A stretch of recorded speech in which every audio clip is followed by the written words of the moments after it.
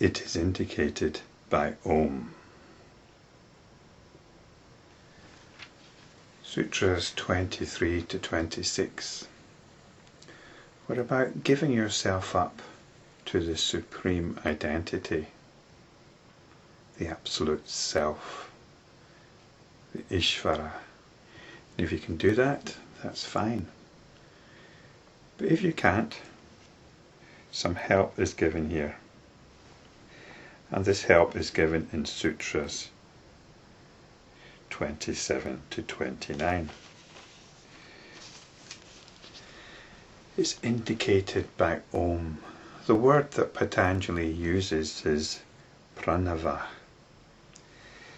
He doesn't say AUM. He says pranava. But it's generally understood that this refers to the monosyllable AUM. Now you can do a lot of research on this and you'll find lots of suggestions for what pranava means. Why didn't Patanjali just say AUM? Why use this word pranava? Well, I would suspect that this is very much to do with the culture of the times. It was a holy word. And just like the name of God in the Jewish tradition, you don't say it directly, you allude to it, except within the appropriate context. That context is to chant the word AUM. So what does Patanjali mean? That it is indicated, the Supreme Self is indicated by AUM. Is this an item of cultural belief that we're being given here? It's possible. But let's just see what Sutra 28 says. By reciting it, its significance becomes apparent. So its true meaning is found by reciting it. Some would say by contemplating it. Well, you could contemplate it if that helps. But the true meaning is in the actual experience of this monosyllable. I'm not going to go into the various interpretations and contemplations of it.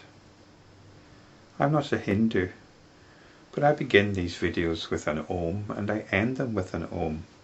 I don't regularly chant AUM.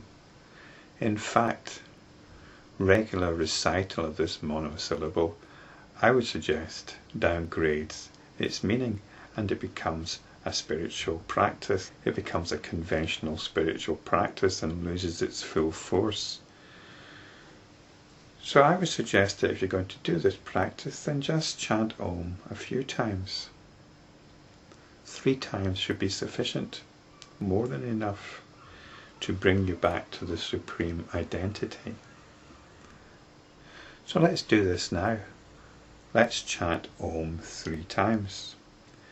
Now AUM is sometimes spelt OM and sometimes it's spelt AUM. And again you'll find, if you research this, various interpretations of this. But I'm going to try and keep all that to a minimum. But before I say that, I'll just mention one of my own interpretations, which goes right back to the very first sutra.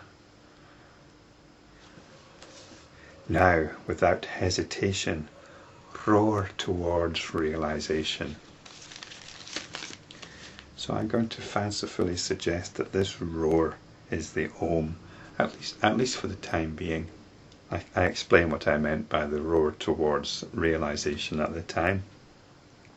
So this is just another aspect of this roar. So I mentioned it's sometimes spelled AUM.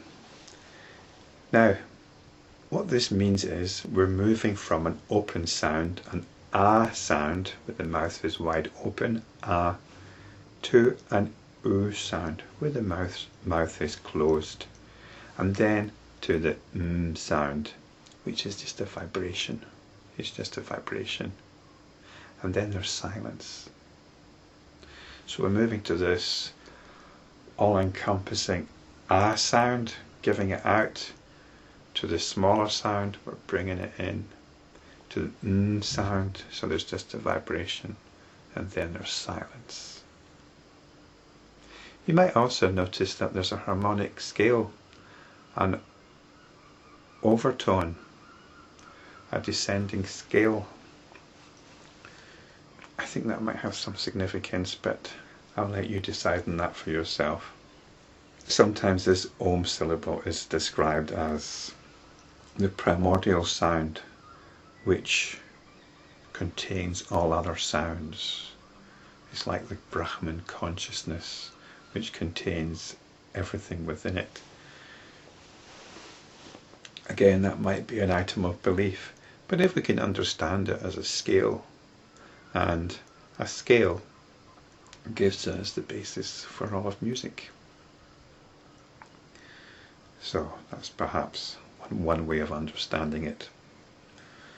So let's chant Om 3 times and observe what happens. There is one other thing which from the literature which I find quite useful. It's in terms of your emotional centers. You can bring it from the abdomen through up to the heart, through the throat, and up to the crown of the head. You might find it helpful to visualize, but that's up to you. So let's chant AUM 3 times.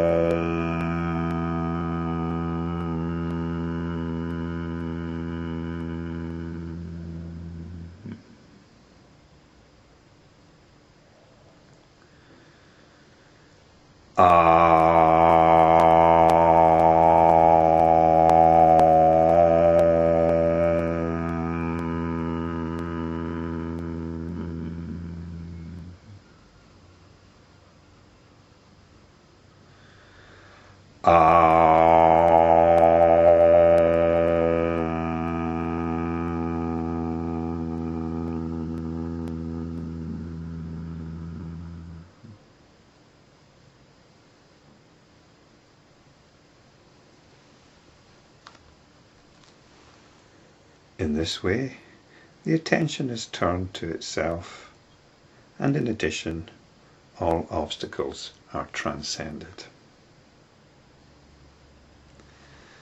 So this is what happens. The attention comes into itself. The attention turns away from everything out there and turns back on itself. And all problems, all obstacles, all difficulties are transcended. And what these difficulties are, we'll find out in the next sutra.